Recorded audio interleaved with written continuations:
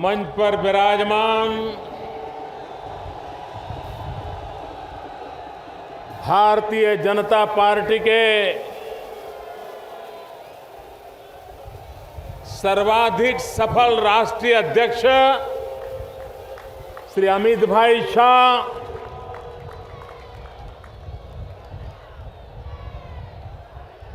दिल्ली प्रदेश Bharatiya Janata party के अध्यक्ष श्रीमान सतीश उपाध्याय जी,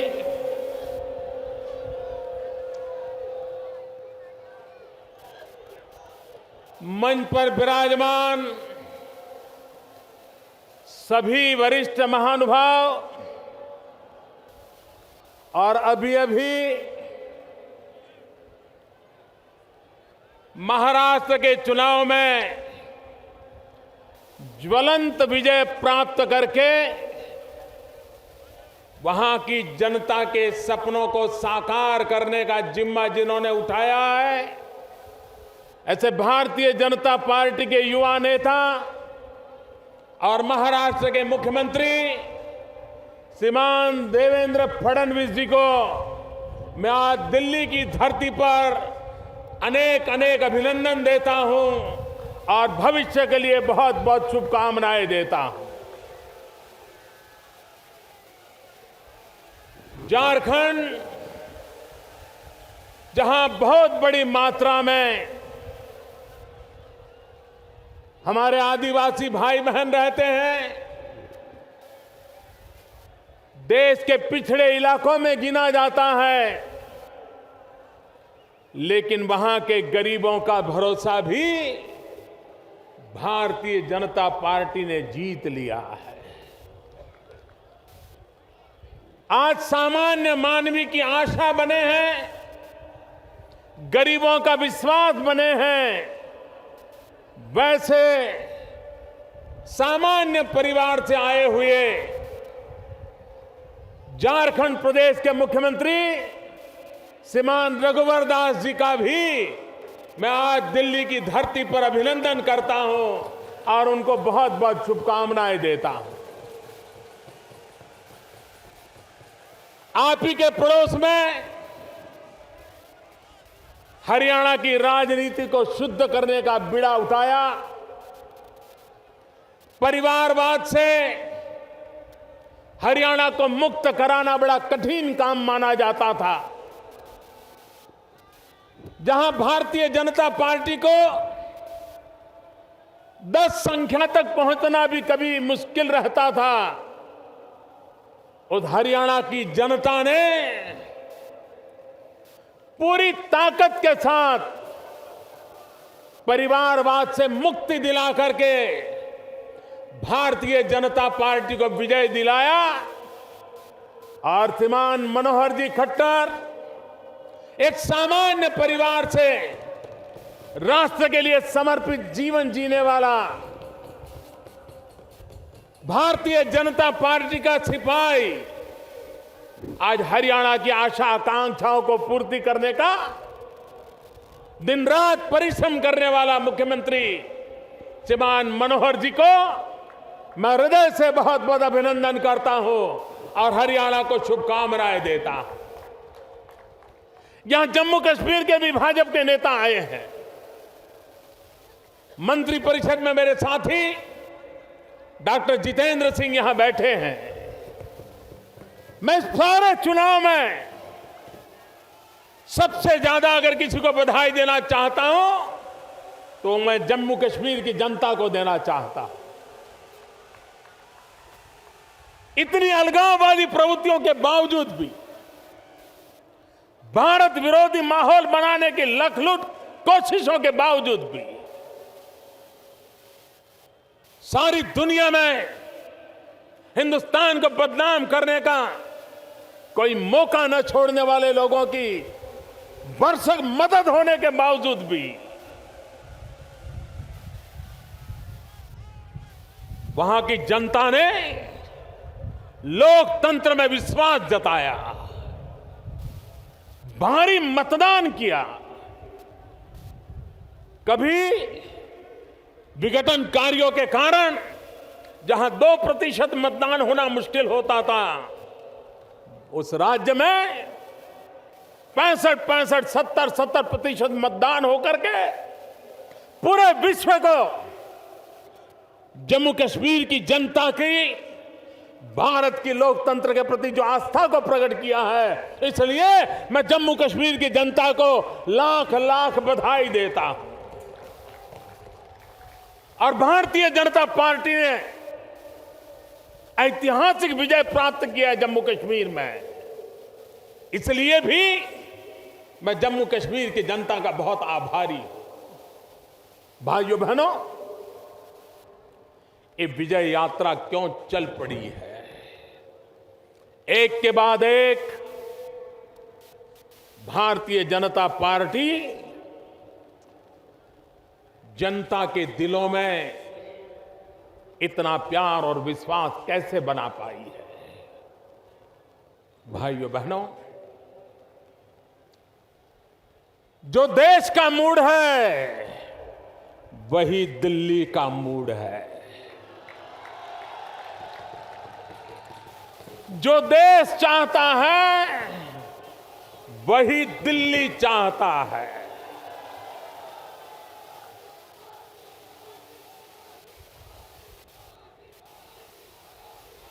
मैं एक बार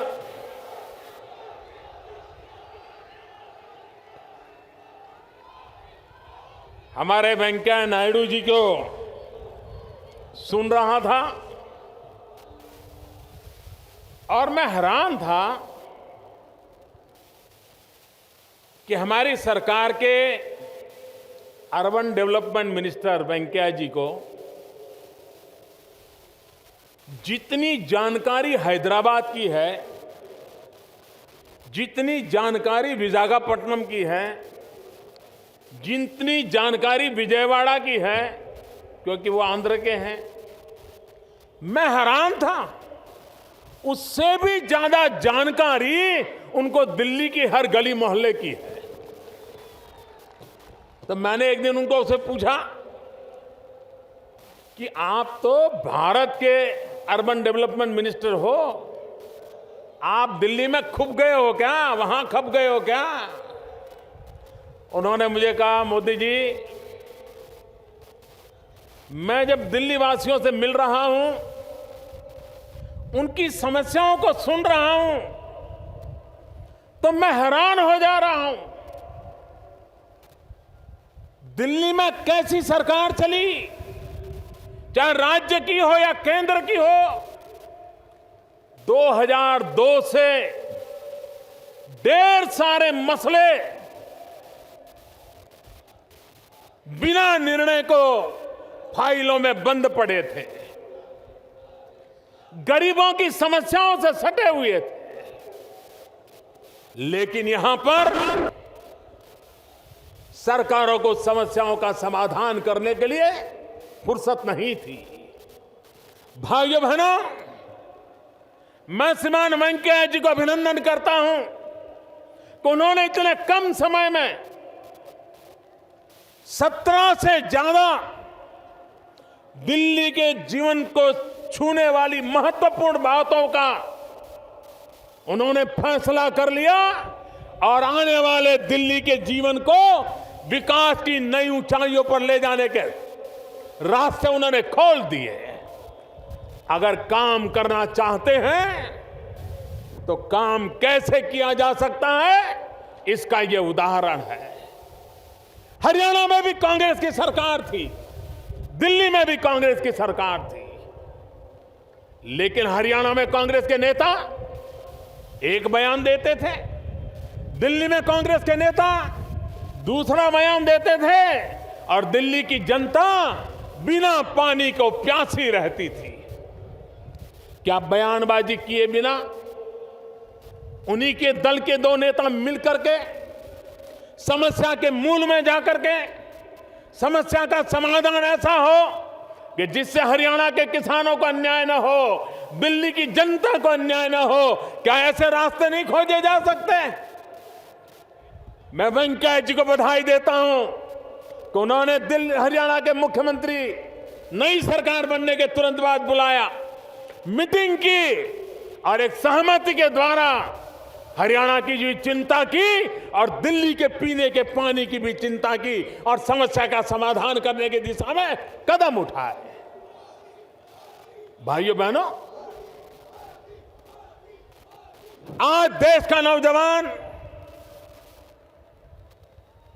अनेक आशा आकांक्षाओं को लेकर के अपने भविष्य के लिए इंतजार कर रहा है। बहुत राजनीति कर ली हम लोगों ने, सामान्य मानवी के पास क्या पहुंचा? नारे भी बहुत दे चुके थे। जितनी तेजी से गरीबी हटाने के नारे दिए गए, उससे ज्यादा गरीबी बढ़ती गई। क्यों? सिर्फ कुर्सी को बचाने के सिवाय या कुर्सी पाने के लिए गलत और झूठे हथकंडे करने के सिवाय देश की राजनीति में कुछ बचा नहीं था। तब जाकर के मेरे भाइयों बहनों, हम एक ऐसी नई राजनीति को लेकर के आए हैं जो जातिवाद से परे है, जो संप्रदायवाद से परे हैं, जो प्रांतवाद से परे हैं, जो सिर्फ और सिर्फ विकासवाद को लेकर के चल पड़ी है और गरीब के विकास के लिए असंकल्पबद्ध होकर के चली है। भाइयों बहनों, और अगर विकास करना है तो सिर्फ घोषणाओं से नहीं होता है, कड़ी मेहनत लगती है। हर चीज की बारीकी में जाकर के कठिनाइयों को दूर करना पड़ता है और तब जाकर के समस्याओं का समाधान होता है। भाइयों, आप देखिए, हमने एक योजना ली हाथ में, प्रधानमंत्री जन धन योजना। जब हिंदुस्तान में कांग्रेस पार्टी की सल्तनत थी, 40 साल पहले बैंकों का राष्ट्रीयकरण किया गया था। और जब बैंकों का राष्ट्रीयकरण किया गया तो यह कहा गया था कि बैंक अमीरों के कब्जे में है, सिर्फ अमीरों के लिए काम करती हैं, इन बैंकों का लाभ गरीबों को नहीं मिल रहा है और इसलिए उसका सरकारीकरण करना जरूरी है, तब जाकर के गरीबों को लाभ मिलेगा। लेकिन भाइयों बहनों, मुझे आज दुख के साथ कहना पड़ता है कि बैंकों को सरकारी कब्जे में लेकर के उसको भ्रष्टाचार का अड्डा बना दिया गया, लेकिन बैंकों को गरीबों के लिए दरवाजे नहीं खोले गए। आपने कभी, मैं जरा दिल्ली वासियों से पूछना चाहता हूं, कांग्रेस के राज में आपने कभी किसी गरीब को बैंक में देखा था? जरा पूरी ताकत से जवाब दो। किसी गरीब को बैंक में देखा था? किसी गरीब का बैंक में खाता खुलता था? कोई गरीब बैंक में जाने के लिए हिम्मत भी कर सकता था? भाइयों बहनों, अमीरों के लिए कौन सरकारें चलाते थे और गरीबों के लिए कौन जी जान से जुटे हैं, इसका पूरा पूरा भेद ये प्रधानमंत्री जन धन योजना से साफ हो जाता है। भाई, मैंने 15 अगस्त को घोषणा की थी, लाल किले पर, दिल्ली की धरती पर से घोषणा की थी कि हम बैंकों के अंदर गरीबों के खाते खोलेंगे, जीरो बैलेंस से खोलेंगे। बड़ा हड़कंप मच गया था, बैंक वाले भी परेशान थे कि बिना पैसे खाते खोलने के क्या। भाइयों बहनों, हमने फैसला कर लिया, बैंकों ने हमारी बात को माना। बैंक के लोग घर घर गए, जो कभी ऑफिस में मुंडी ऊपर करके देखना नहीं चाहते थे, वो ऐसे देश सेवा में लग गए, घर घर गए। और भाइयों बहनों, जिस देश में 1 करोड़ खाते खुलने में 1 साल लगता था, इसी सरकार के रहते हुए 1 सप्ताह में 1 करोड़ खाते खोलने का विक्रम कर दिया। जो काम 1 साल लगता था वो 1 सप्ताह में करने लग गए। और भाइयों बहनों, 15 अगस्त के बाद काम शुरू किया और मुझे 26 जनवरी तक 7 करोड़ परिवारों तक पहुंचने का मेरा लक्ष्य था। लेकिन आज मैं गर्व के साथ कहता हूं कि जनवरी की 10 तारीख आते आते करीब करीब 11 करोड़ लोगों के खाते खुल गए।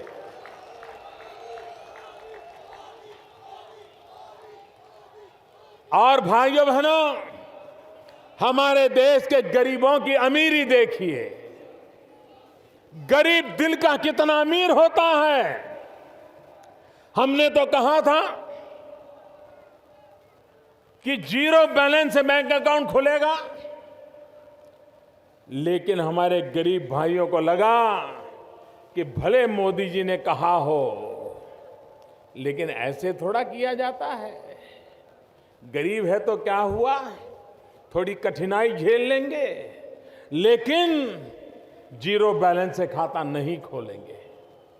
किसी ने 5 रुपया जमा करवाया, किसी ने 100 रुपया जमा करवाया, किसी ने 200 रुपया जमा करवाया।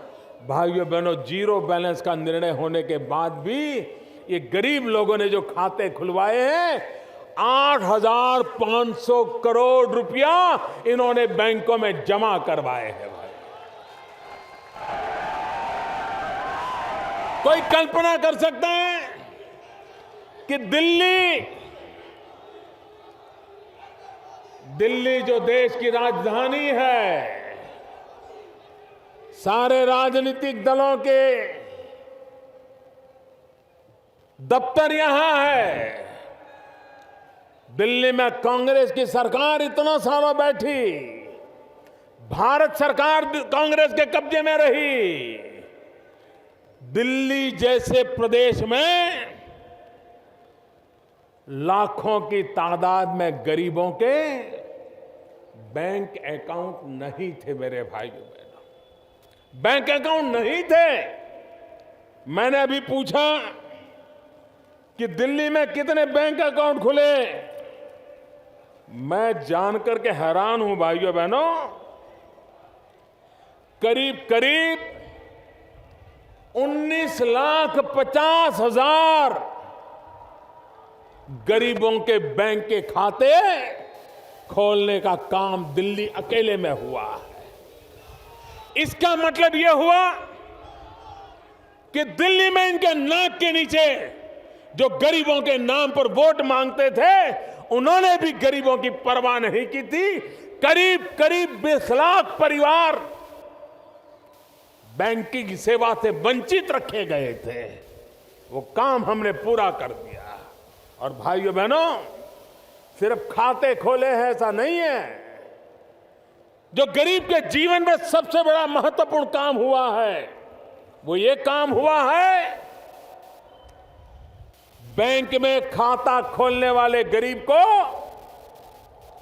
1 लाख रुपया का अकस्मात का बीमा दे दिया गया है। और बीमे की पॉलिसी का पैसा भारत सरकार चुकता कर रही है, दे रही है। भाइयों बहनों, आज गरीब परिवार में कोई अकस्मात हो गया और अगर उसने बैंक का खाता खुल गया है, तो उसको 1 लाख रुपया मिलने की गारंटी आते ही सरकार ने पूरी कर दी है। भाइयों, मुझे बताइए, ये गरीबों की भलाई का काम है कि नहीं है? भाइयों, ये गरीब को विश्वास देगा कि नहीं देगा? ये रिक्शा वाले को विश्वास देगा कि नहीं देगा? ये झुग्गी झोपड़ी में रहने वाले को विश्वास देगा कि नहीं देगा? फुटपाथ पर सब्जी बेचने वालों को विश्वास देगा कि नहीं देगा? भाइयों बहनों, मैंने पहले ही कहा था, जब मुझे मेरी पार्टी ने नेता के रूप में चुना और संसद भवन में मेरा भाषण हुआ था, मैंने पहले ही दिन कहा था कि यह सरकार गरीबों को समर्पित है और हमारे सारे कदम गरीबों में वो चेतना पैदा करने के हैं, वो ताकत अर्जित करने के हैं, ताकि मेरा गरीब भाई भी गरीबी के खिलाफ लड़ाई लड़ने के लिए तैयार हो जाए और सरकार और नागरिक मिलकर के गरीबी से मुक्ति दिलाने का काम करें। भाइयों बहनों, लोग नारे तो बहुत देते हैं और आज से 30-40 साल पहले दुनिया में एक राजनीति चला करती थी। आज से 30-40 साल पहले दुनिया में एक राजनीति का दौर चलता था। वो दौर हिंदुस्तान में भी चलता था और वो दौर ऐसा था कि 2-4 अमीरों को गाली देते रहो और कुछ नहीं करना। 2-4 अमीरों को गाली दे दो, गरीबों को भड़काते रहो और अपना राजनीतिक उल्लू सीधा करते रहो। अब वक्त बदल चुका है। अब गरीब 2-4 अमीरों को गाली देकर के खुश होने वाला नहीं है। वो तो हिसाब चाहता है कि भाई मेरे लिए क्या किया और मेरे लिए क्या करोगे, इसका हिसाब दो। भाइयों बहनों, बिजली सस्ती मिले, पहले बिजली मिले तो, अगर बिजली नहीं है तो बिजली का बिल आने वाला ही कहां है। हमने 2 दिशाओं में काम उठाया है। हम जिस प्रकार से बिजली के काम को उठाया है, हम दिल्ली में से ये जनरेटर की आवाज बंद कर देंगे। भाइयों बहनों, दिल्ली को जनरेटर से मुक्ति दिला देंगे और दिल्ली को जनरेटर से मुक्ति मिलेगी तो ये जहरीली हवा से भी मुक्ति मिलेगी। इतना ही नहीं, 24 घंटे बिजली देने का मेरा वादा है। भाइयों बहनों, 24 घंटे बिजली, और ये संभव है, ये संभव है। और दूसरा, जिस टेक्नोलॉजी को लेकर के हम लगे हैं, अभी हमारे पीयूष जी ने आपको विस्तार से बताया होगा, अगर आपके घर में 2 बल्ब है, 2 बल्ब, मैं बड़ों लोगों की बात नहीं करता हूं, गरीब के घर में 2 बल्ब हो और अगर जो सरकार बल्ब देने वाली हो लगा दोगे तो साल का 300 रुपया बिजली का बिल वैसे ही कम हो जाने वाला। भाइयों बहनों, झूठे वादे करके, भड़काऊ भाषण करके गरीब के भले नहीं होते, उसके लिए ठोस योजनाएं होती है। बिजली के अंदर हिंदुस्तान में पहली बार हम एक क्रांतिकारी कदम उठाने वाले हैं। अब तक हिंदुस्तान में इस प्रकार के कोई सोच, कोई कल्पना नहीं कर सकता है। आज अगर आपको मोबाइल फोन और कोई सिम कार्ड लेना है और आपको लगता है कि भाई फलानी कंपनी का सिम कार्ड लेते हैं लेकिन उनका टेलीफोन तो महंगा पड़ता है, बिल ज्यादा आता है, तो आप दूसरी कंपनी का टेलीफोन ले सकते हो कि नहीं ले सकते हो? जरा बताइए, ले सकते हो कि नहीं ले सकते हो? आसानी से ले सकते हो ना। और बाजार में पता चले कि भाई ये तो और महंगा है, अभी कोई सस्ता आया है, तो तीसरा भी बदल सकते हो कि नहीं बदल सकते हो? आराम से बदल सकते हो ना। भाइयों बहनों, जैसे मोबाइल फोन में आप आराम से अपना सर्विस प्रोवाइडर चुन सकते हो, सस्ते से सस्ता फोन का चार्ज करने वाला फोन का कनेक्शन ले सकते हो, उसी प्रकार से दिल्ली में हम ये योजना करने वाले हैं कि अगर मान लीजिए 10 कंपनियां यहां बिजली बेच रही हैं और अगर आप चाहते हो कि हमें इससे बिजली नहीं लेनी है, वो सस्ती देता है, हम उससे लेनी है तो आप ले सकते हैं, व्यवस्था हम करने वाले। एक मोबाइल फैसिलिटी हिंदुस्तान में सबसे पहले ये दिल्ली को लाभ मिलने वाला है, और उसके कारण जो बिजली बेचने वाले हैं उनके बीच स्पर्धा होने वाली है। किसी जमाने में मोबाइल टेलीफोन महंगा था, लेकिन जब स्पर्धा आ गई तो कोई कहता मैं 5 में बेचूंगा, तो दूसरा कहने लगा मैं 4 में बेचूंगा। कोई कहता था मैं 4 में बेचूंगा, तो और आ गया मैं 3 में बेचूंगा। बिजली का भी मैं ऐसा ही करके रखूंगा।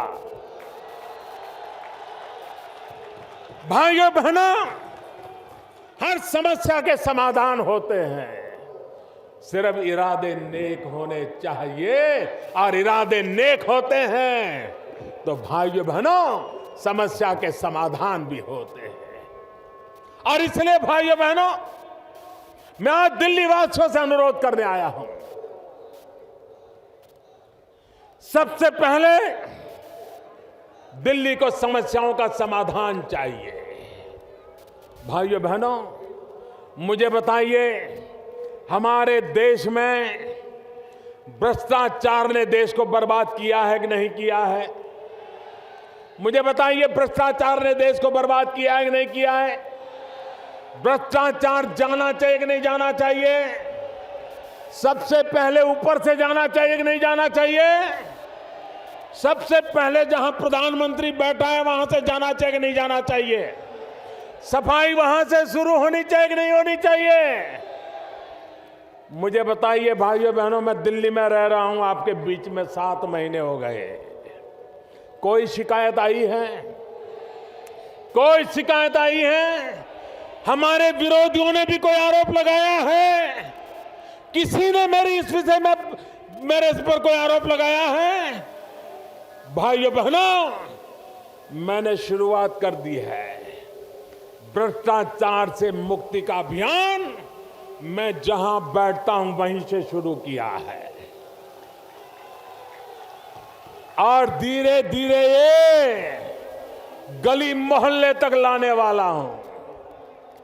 आपको रोजमर्रा की जिंदगी में जो लोग परेशान करते हैं, कोई 5 रुपया मांग लेते हैं, कोई 10 रुपया मांग लेते हैं, कोई ऑटो रिक्शा वाले से लूट लेते हैं, चलता है ना? मुझ पे भरोसा कीजिए, मैंने ऊपर से शुरू किया है, नीचे भी करके रहूंगा।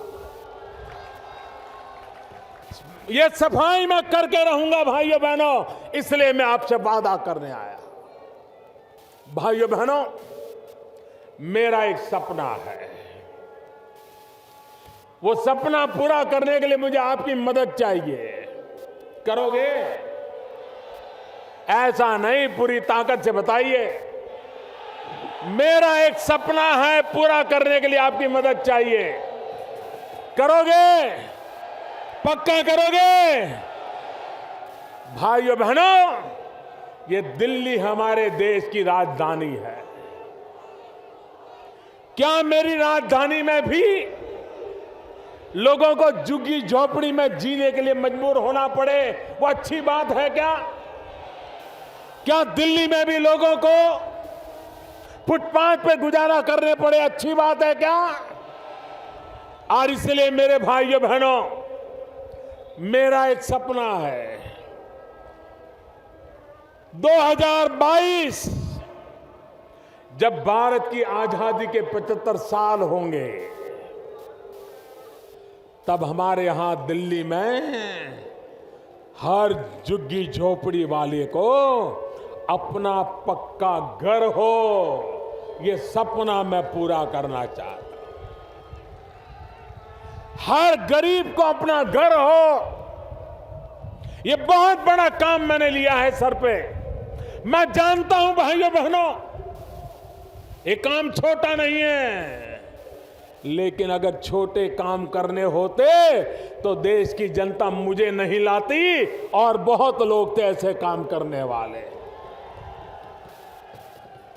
बड़ा काम है, ये बड़ा काम करने के लिए मुझे आपका आशीर्वाद चाहिए, आप चाहते हैं दिल्ली में हर गरीब को घर हो, आप चाहते हैं जहां झुग्गी झोपड़ी हो वहां पक्का मकान हो, तो फिर आप मुझे मदद कीजिए, मेरा साथ दीजिए, इस चुनाव में हमारा सहयोग दीजिए। ये सपना आपका सपना मेरा सपना बनेगा और 2022 तक उस सपना को हम पूरा कर देंगे भाई।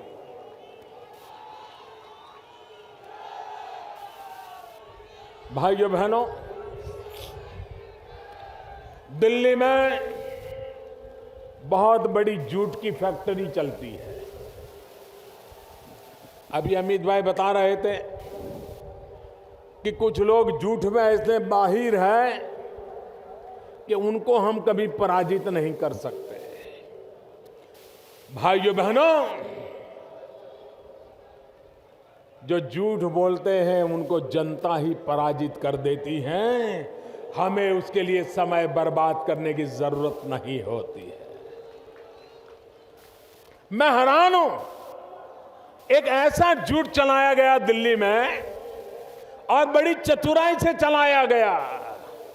ये चलाया गया कि दिल्ली में भाजपा की सरकार बनेगी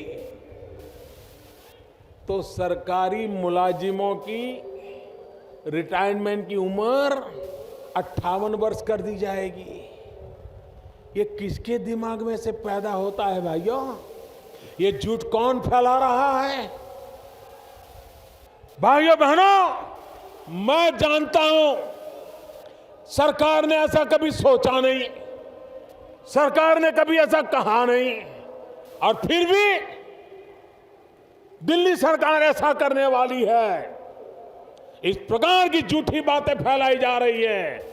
मेरी दिल्ली वासियों से इतना ही कहना है, हर दिन एक नया झूठ मैन्युफैक्चर होगा। भ्रमित करना यही उनकी राजनीति का तरीका है, झूठ फैलाना यही उनकी राजनीति का तरीका है। और इसलिए मेरे भाइयों बहनों, अगर कुछ कहना है, जरूरी लगता है, तो मोदी कभी पीठ में छुरा भौंकने वाला इंसान नहीं है।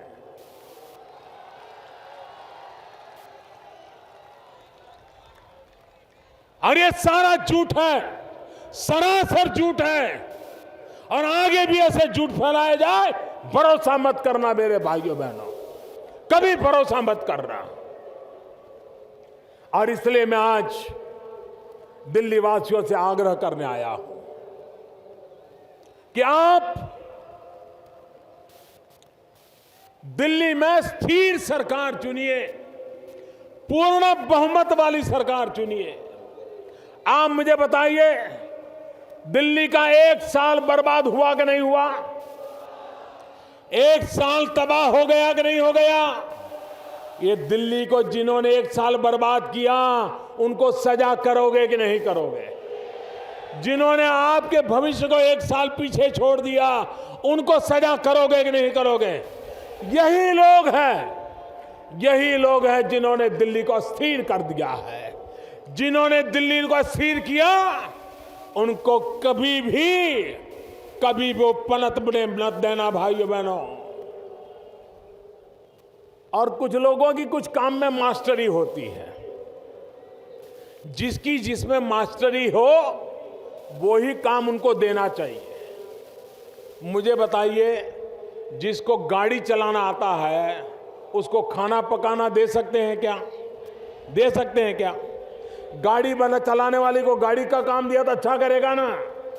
इसलिए जिनको फुटपाथ पर बैठ करके रास्ते रोकने में अच्छा ही मास्टरी है, धरने करने की मास्टरी है, आए दिन आंदोलन करने की मास्टरी है, उनको वो काम दीजिए। हमारी मास्टरी अच्छी सरकार चलाने में है, हमें वो काम दीजिए। और इसलिए भाइयों बहनों, सही व्यक्ति को सही काम देना, ये दिल्ली के लोगों की बुद्धि तेज है और अच्छा काम करेगी, ऐसा मुझे विश्वास है। भाइयों बहनों, आप मुझे बताइए, आपने कभी ऐसे राजनेता देखे हैं जो खुद कहें कि हां मैं एनार्किस्ट हूं, मैं एनार्की में विश्वास करता हूं? ऐसे कोई राजनेता सोच सकते हैं भैया? अगर आपको एनार्की करनी है, एनार्किस्ट हो, तो जाकर के जंगलों में नक्सलवाद वालों के साथ जुड़ जाओ। वही तो वो कर रहे हैं। दिल्ली को नक्सलवाद की लपेट में नहीं लाया जा सकता, दिल्ली को एनार्की में नहीं लाया जा सकता। यहां सभ्य समाज रहता है, देश की राजनीति यहां से केंद्रित होती है। विश्व में दिल्ली की एक शान होनी चाहिए, उस शान को एनार्की की तरफ नहीं जाने देना चाहिए भाइयों। एक सुशासन चाहिए, दिल्ली को व्यवस्था चाहिए, दिल्ली को जवाबदेह लोग चाहिए, जवाबदेह सरकार चाहिए। अनारकी से दिल्ली का भला नहीं होगा और दुनिया में हिंदुस्तान की छवि बर्बाद होकर के रहेगी। और इसलिए भाइयों बहनों, हमारी जिम्मेवारी है, दिल्ली को बचाना भी है, दिल्ली को बढ़ाना भी है, दिल्ली को आगे बढ़ाना है, दिल्ली को नई ऊंचाइयों पर ले जाना है। और मुझे विश्वास है कि दिल्ली जनता के आशीर्वाद के द्वारा भारतीय जनता पार्टी के नेतृत्व में एक मजबूत स्थिर सरकार बनेगी। और ये मजबूत स्थिर सरकार गत 1 साल की जो खाई है उसको भी भरेगी और दिल्ली के पिछले 15 साल से जो सपने अधूरे हैं उन अधूरे सपनों को भी पूरा करेगी। और दिल्ली की जनता, दिल्ली का नौजवान जिस नई ऊंचाइयों को पाना चाहता है उसको भी पार करेगा। इसी विश्वास के साथ दिल्ली वासियों को मेरी बहुत बहुत शुभकामनाएं। 4 दिन के बाद मकर संक्रांति का पर्व आ रहा है, लोहड़ी का पर्व आ रहा है। मेरी आप सबको मकर संक्रांति की बहुत बहुत शुभकामनाएं, बहुत बहुत धन्यवाद।